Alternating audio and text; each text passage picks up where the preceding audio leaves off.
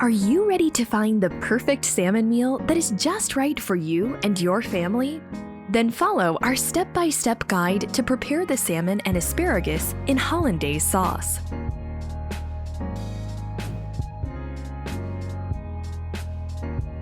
Take some butter and put in a microwave. Then mix some vinegar with lemon juice and warm it up in the microwave. Next, whisk yolks in a deep bowl and add a thin stream of vinegar with lemon juice. Then, take a new bowl, beat whites using a mixer, and add salt and pepper. Whisk with yolks.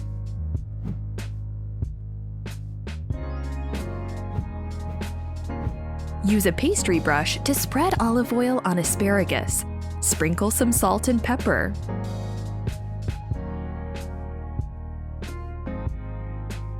Repeat the same procedure with the salmon steak.